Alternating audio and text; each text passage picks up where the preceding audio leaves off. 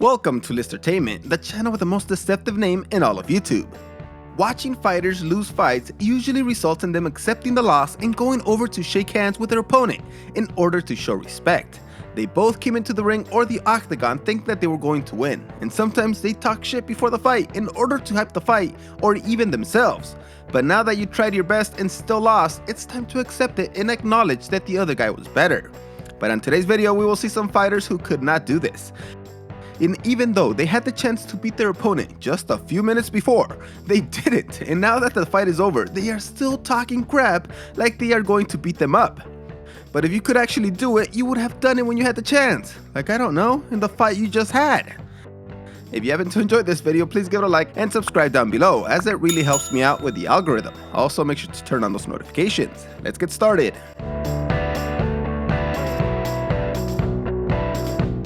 Let's start with one of the newest trash talkers in the UFC and Colby Covington.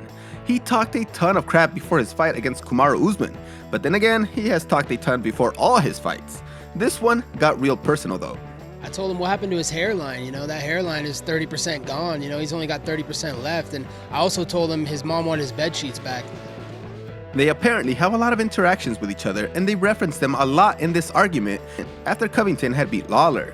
Yeah, and then you were jumping the barriers at the palms trying to get in my face. And what happened to people right here? How many times you dug me? You don't want to fight me. Covington and Usman both predicted that they would knock each other out, and the only one that delivered was Usman.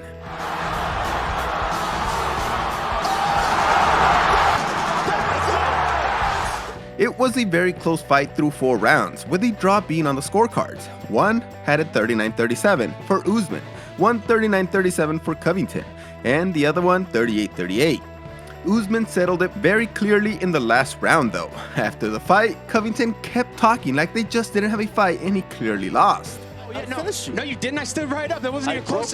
No, Marty, fake fight. Wait till I see you next time. Wait till I see you next time, Marty, fake newsman. You're dead. You're dead. We got unfinished business. You had the chance to shut him up for 5 rounds and you were unable to prove your point. I know you're trying to set up a rematch and hype the shit out of it, but come on, he looked like a freaking loser who can't accept defeat, and a clear defeat at that. Rich Clementi faced off against Melvin Guillard back in 2007 at UFC 79, and well, he destroyed Guillard really quickly in the first round. Very painful in the top position. Only 20 seconds to go. And it's all over! Clementi won the fight via a choke submission, and this was apparently payback for Clementi getting sucker punched by Guillard at an MMA event after Clementi confronted him about some heated emails that they had exchanged. Tried to sucker punch me when I went to shake his hand. Everybody kind of knows about it and stuff.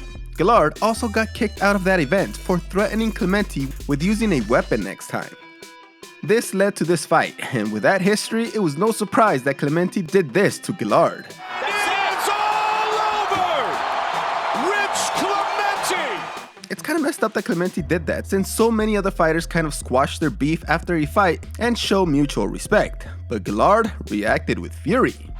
Rich Clementi defeats Melvin Guillard!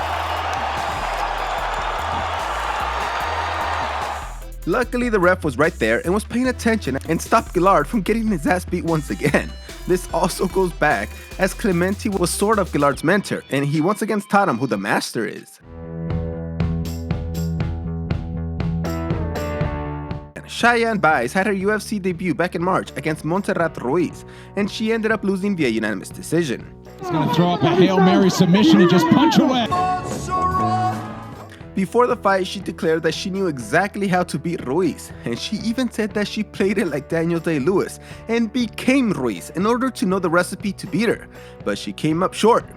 Method acting isn't always that great. The whole camp, I studied Montserrat. I pretended to be Montserrat, actually, throw stupid headlock throws.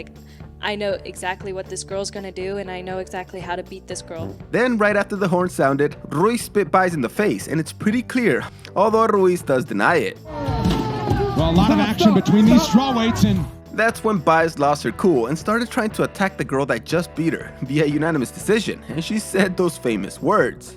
Bad blood here boiling over at the apex. That one went. Best part of the fight. Man, if you're going to follow her home, you better have a Battery posse with you, or you're just gonna end up on the ground again being out-grappled.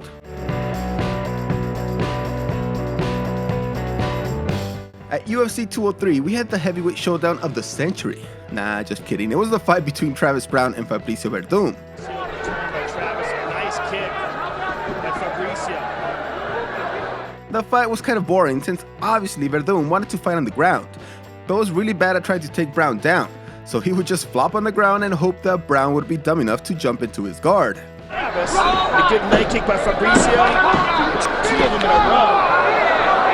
Big ones. Of course, Browne was too smart for that, but not smart enough to dodge this slow-motion jumping sidekick.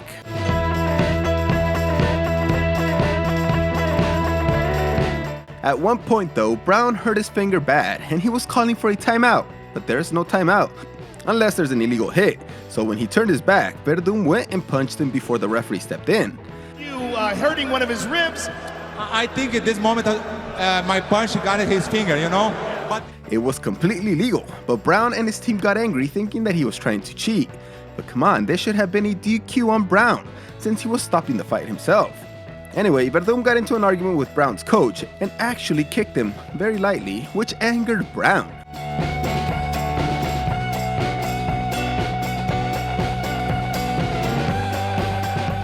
Werdum completely dominated Browne, outlanding him by a significant amount. So I know Browne was stepping up to defend his bro, but maybe let somebody else on your team handle this one, cause you just showed you're unable to do anything.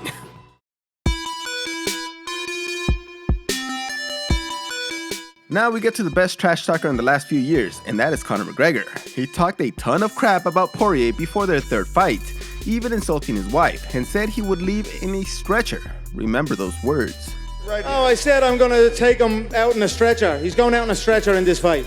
McGregor was pretty respectful before their second fight, but since he got knocked out in that fight, he decided to start acting out again.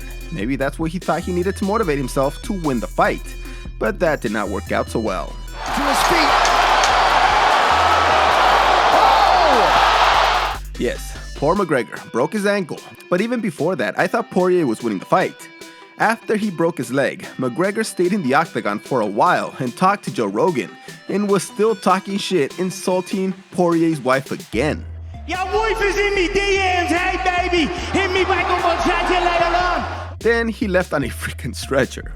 This man has a broken foot. He literally can't defend himself against anybody, and he's talking trash to the guy who just beat you twice. Come on, man, learn to be quiet at least this time. Single moms go on welfare, not men. You don't talk about money, all right? Keep your mouth shut when it talks about money. Damn, man, it's so sad to see these fighters trying to still talk all big like they can beat the other guy. As if we didn't just see your dumbass get manhandled. Just give up, man. Just give it up. Thanks for watching this video. See you next time.